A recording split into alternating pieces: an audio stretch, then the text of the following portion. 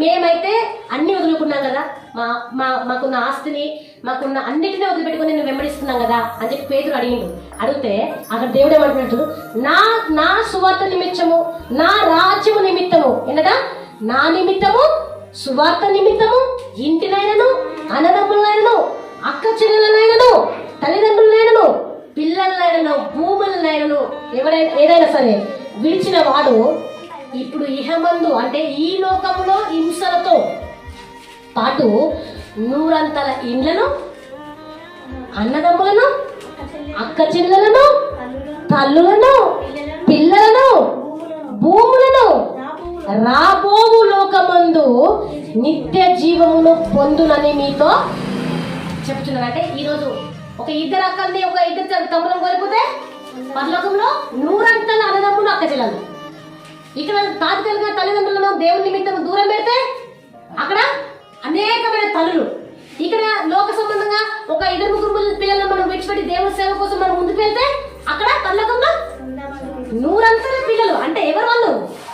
మన ఆత్మ సంబంధమైన పిల్లలు, మన ఆత్మ సంబంధమైన అన్నదమ్ములు, ఆత్మ సంబంధమైన అక్క చెల్లెలు, ఆత్మ సంబంధమైన తల్లులు, ఆత్మ సంబంధమైన ఆస్తి భూములు 100 పరలోక రాజ్యంలో దేవుడు మనకి ఇస్తానని చెప్తున్నాడు. హల్లెలూయా.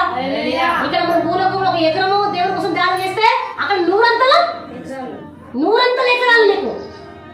ఇక దేవుని కోసము ఏది దూరం చేసుకున్నది, రక్త సంబంధికులే గాని, పిల్లలే గాని, భార్యే గాని, భర్తే గాని, ఆస్తే గాని, అంతస్తులే గాని ఏదైనా సరే దూరం చేసుకుంటే ఇక్కడ హింస ఉంటుంది, ఇక్కడ ఇహమందు హింస ఉంటుంది. కానీ పరలోక రాజ్యంలో 100 పొందుకుంటావు. అందరూ అక్క చెల్లెలు, అన్నదమ్ములు, పిల్లలు అందరూ నీతో ఉంటారు అని చెప్పి దేవుడు చెప్తున్నాడు. ఏ నిమిత్తం మరి? గొడవ నిమిత్తం కాదు, పంచాయతీ నిమిత్తం కాదు, దేని నిమిత్తం? మనుషుల నిమిత్తం కాదు. దేని గురించి? నా నిమిత్తము, దేవుని నిమిత్తం మాత్రమే. దేవుని సువార్త నిమిత్తం ఏది వదులుకుంటే అది పరలోక రాజ్యంలో 100 ప్రతిఫలము నీకు ఉంటదని. కానీ ఇక్కడ అవి వదులుకుంటే నీకు శ్రమే, నీకు హింసే. అయినను 100 ప్రతిఫలం నీకు పరలోక రాజ్యంలో నేను ఇస్తానని చెప్పి దేవుడు మనకు హామీ ఇస్తున్నాడు. మొదటి వారు అనేకులు కడపటి వారు అవుతారు, కడపటి వారు మొదటి వారు అవుతారు. అంటే అర్థమైందా? స్టార్టింగ్ లో విశ్వాసం పోతుంటే ఆ భయము, ఆ ఆత్మీయత, ఆ భక్తి అనేది పంచబడిపోతుంది సల్లలాగా. కానీ మొదటి వాడు కడపటి వాడు అవుతాడు. అంటే అట్లా నిజంగా దేవుని మాట ఒక్కడి కూడా తప్పుతుంది.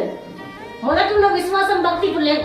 ఇదంతా జరిగిన తర్వాత దేవుడు మళ్ళీ ప్రయాణమై మళ్ళీ వెళ్ళిపోతున్నాడు. ఎటు వెళ్తున్నాడు? దేవుని రాజ్యము పరిచయం నిమిత్తం వెళ్తున్నాడు. ఆయన ఒక ఇల్లు లేదు, ఒక కట్టుకోవడానికి వస్త్రాలు లేవు, ఆయన ఉండడానికి నివాసం లేదు, తినడానికి తిండి లేదు. అయినను దేవుడు ఏం చేస్తున్నాడు? పరిచయం చేయడం కోసం పరిచయం నిమిత్తం వెళ్ళిపోతున్నాడు. ఈరోజు నీలో ఒకటి కొరతగా ఉన్నది. అది ఏంటో నీకు తెలుసు. అది ఏంటో?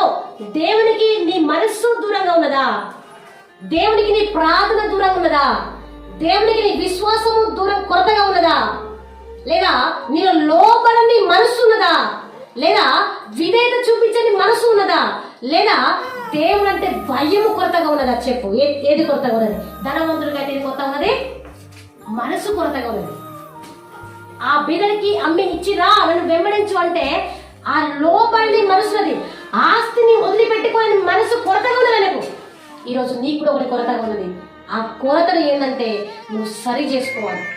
ఆ కొరతను ఏంటంటే ఆ కొరత ఇప్పుడు దేవుడు అడుగుతున్నాడు అనుకో, అయినా నువ్వు వీణ చేస్తున్నా, ఉపవాస ప్రార్థన చేస్తున్నా, నువ్వు భక్తి చేస్తున్నా, అన్ని చేస్తున్నా, నీలో ఒకటి కొరతగా ఉంది అని అడుగుతున్నాడు. ఆ కొరత ఏంటి?